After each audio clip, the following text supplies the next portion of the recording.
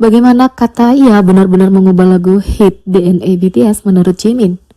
Biografi resmi baru BTS Beyond the Story 10 Years Record of BTS akhirnya dirilis dan ARMY menikmati wawancara eksklusif, cerita dan potret yang mencerminkan karir grup selama 1 dekade.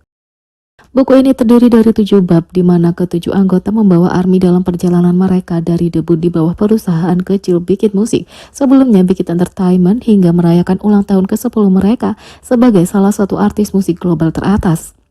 Seperti yang diharapkan, grup ini membiarkan ARMY masuk ke dalam beberapa momen penting mentah mereka, mulai dari perkelahian grup dan make up, hingga pemikiran mereka ketika mereka mempertimbangkan pembubaran tahun 2018, perjuangan mereka saat melakukan promosi di Amerika Serikat, dan banyak lagi. Bersamaan dengan momen-momen emosional, BTS juga memamerkan kepribadian lucu mereka melalui cerita yang belum pernah terdengar sebelumnya, termasuk bagaimana DNA, mega hit mereka tahun 2017, hampir sepenuhnya berbeda, tapi menjadi apa yang kita kenal sekarang berkat kekuatan kata ia. Di Beyond the Story 10 Year Record of BTS, para anggota membahas pembuatan DNA dan berbagi bahwa itu dimulai dengan peluit ikonik dan gitar akustik yang membantu membentuk suara lagu yang menyenangkan dan menyegarkan. Saat mereka menyelesaikan instrumental, mereka berjuang untuk menemukan melodi. Jimin berbagi bahwa produser dan pendiri Hype Bang Si-hyuk menciptakan melodi untuk lagu itu, tapi para anggota berpikir itu sangat buruk. Jimin dengan lucu mengungkapkan bahwa dia adalah anggota pertama grup yang langsung mengatakan di antara sesama anggota bahwa melodinya tidak bagus. Saat mereka merenungkan apa yang harus dilakukan, leader RM secara alami ditunjuk untuk menyuarakan keprihatinan grup itu dengan perusahaan. Di antara anggota kami pergi, apa ini? Ini buruk, ini tidak dapat dipercaya, kita harus memberitahunya bahwa kita tidak bisa menggunakan ini. Jadi RM memberitahu perusahaan dan aku dijadwalkan untuk rekaman dan pergi ke perusahaan juga, kata Jimin dalam Beyond the Story 10 Years Record of BTS. Meskipun RM telah menyuarakan keprihatinan grup itu kepada Bang Si-hyuk, Jimin tidak terhindar dari kursi panas setelah pendiri perusahaan melacaknya di studio rekaman untuk menanyakan pemikiran jujurnya tentang melodi lagu itu. Bang Si-hyuk langsung bertanya pada Jimin, apakah kamu tidak menyukainya? Dan anggota BTS berbagi bahwa dia bersimpati dengan pemimpin grup saat itu. Ketika Bang Si-hyuk melakukan itu, aku panik. Tapi apa yang harus aku lakukan? Aku berkata, ya, dan dia menyuruhku pulang hari itu, bahwa aku tidak perlu melakukan rekaman dan pulang, kata Jimin. Biografi mengakui bahwa kata ia mengubah segalanya dan melodi lagu itu ditulis ulang menjadi seperti sekarang ini.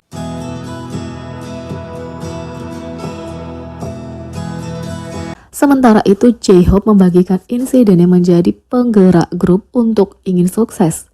Grup idola K-pop BTS baru-baru ini merilis buku resmi pertama mereka.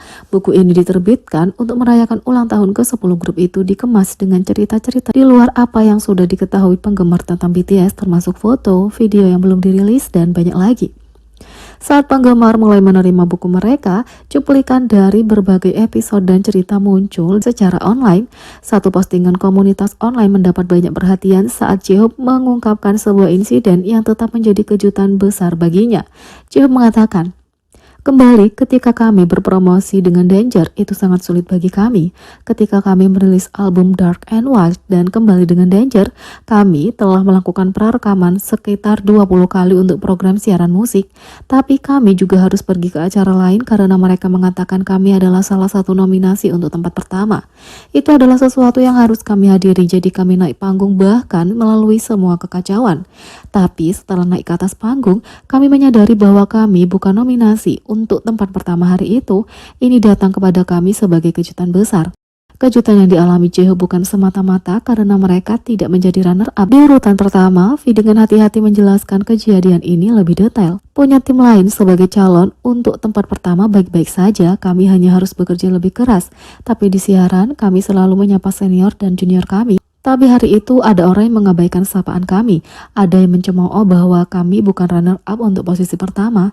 Peristiwa ini menyebabkan kejutan psikologis yang sangat besar bagi grup itu. V terus berbicara.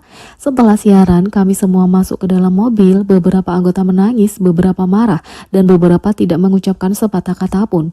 Ada rasa sedih yang terlalu banyak untuk diungkapkan dengan kata-kata. V menjelaskan dampak insiden ini pada grup. Saat itulah kami berpikir, mari kita benar-benar menjadi besar, sehingga tidak ada yang bisa mengabaikan kita. Memikirkan kembali sekarang, aku terkadang berpikir setidaknya kita meluruskan pikiran kita saat itu. Karena kami dapat meluruskan pikiran, kami dapat memberikan segalanya dan bersatu dengan satu hati dan satu pikiran untuk menjadi grup yang sangat luar biasa. Netizen yang melihat postingan itu kaget dengan perlakuan yang mereka terima selama siaran musik itu dengan mengatakan, mereka pasti sangat frustasi, aku marah hanya membaca tentang itu. Yang lain mengatakan, kenapa orang mengabaikan salah mereka, bukankah itu hal yang paling mendasar? Sistem siaran musik benar-benar sampah, pasti lebih buruk saat itu. Yang lain mengatakan, prarekaman 20 kali. Ketika aku memikirkan tentang era The Most Beautiful Moment in Life, ketika orang-orang mengatakan bahwa mereka berada di posisi pertama, aku tidak dapat membayangkan betapa sulitnya bagi BTS dan penggemar mereka. Aku bersyukur bahwa mereka bertahan dan melanjutkan di tempat mereka hari ini. Aku sangat berterima kasih kepada para penggemar, meskipun para anggota bekerja keras, para penggemarlah yang terus bekerja keras dan membawa grup ini ke puncak.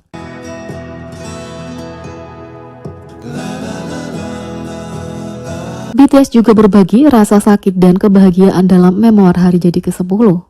Memoir ini adalah buku yang menyoroti 10 tahun terakhir BTS dari seorang rapper RM yang bermimpi untuk tampil di gedung konser Hongdae hingga seorang mahasiswa jurusan acting Jin, seorang produser yang menjual lagu sejak remaja Suga, seorang penari yang melakukan b-boy J-Hope, seorang siswa sekolah menengah yang belajar tari modern Jimin, seorang anak laki-laki yang memainkan saksofon bermimpi menjadi seorang selebriti TV, dan seorang siswa sekolah menengah yang ditawari untuk debut oleh 7 agensi Jungkook. Ini adalah kisah 7 anak laki-laki yang tumbuh di lingkungan yang berbeda dan membuat keajaiban. Agensi mengatakan buku ini diselesaikan berdasarkan liputan lebih dari 3 tahun dan lebih dari 2 tahun wawancara. Dengan total 7 bab, pemimpin redaksi majalah Weverse telah memasukkan konten wawancara dengan para pekerja selama 2 tahun ke dalam buku. Buku ini dimulai pada 24 Desember 2010 ketika J-Hope yang datang ke Seoul dari Gwangju tiba di asrama, terintimidasi oleh pemandangan Gangnam dan bertemu Suga di asrama. Kemudian terus membagikan bagaimana ketujuh anggota bergabung dengan grup. Kemudian dari album debut mereka Too Cool for School hingga Grammy tahun 2022, mereka merekam semua momen dan pemikirannya jujur dan mendetail dari para anggota. Agensi berkomentar, seperti yang dikatakan RM, buku ini menunjukkan kalau kita adalah orang luar di masa lalu dan sedikit seperti outlier, sekarang sedikit berbeda. Buku ini berisi ketakutan, kegembiraan, dan cerita di balik layar dari anggota yang melakukan tur, pandemi, pidato PBB, dan banyak lagi. Buku ini diberi judul Beyond the Story karena berisi kisah-kisah paling aneh yang belum pernah didengar. Buku ini juga diterbitkan dalam 23 bahasa termasuk versi Korea asli. Sekitar 10 versi bahasa terjemahkan dan diterbitkan 9 Juli, juga disebut Hari ARMY, karena ini adalah hari kelahiran fandom BTS ARMY. Mereka melanjutkan, belum pernah terjadi sebelumnya sebuah buku yang ditulis dalam bahasa Korea diterbitkan secara bersamaan dalam lebih dari 10 bahasa dari hari penerbitan. Rilis hari Minggu juga tidak biasa. Buku diakhiri dengan para anggota yang telah berjalan bersama selama 10 tahun menata masa depan. Di chapter terakhir, J-Hope menyatakan, bertemu dengan orang-orang ini adalah berkah yang luar biasa. Aku selalu ingin berterima kasih pada para member dan kami bisa terus maju kalau kami berpikir kalau ARMY bisa tertawa dan bahagia, itulah kebahagiaan kami. Jadi, bagaimana menurut kalian tentang ini? Beri komentar di bawah, klik subscribe, like, share, dan klik lonceng. Sekian video kali ini, sampai jumpa lagi.